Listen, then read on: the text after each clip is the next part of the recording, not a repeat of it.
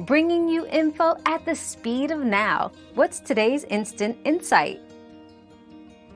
Continued coughing after taking cough medicine could indicate several possibilities. It might be due to the medicine not addressing the specific cause of your cough, such as allergies or acid reflux. Additionally, some coughs, particularly those following a viral infection, can persist due to residual lung irritation.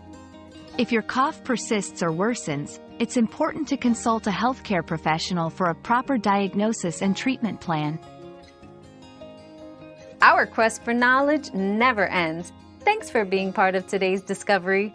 Subscribe, like, and share to join us on the next one.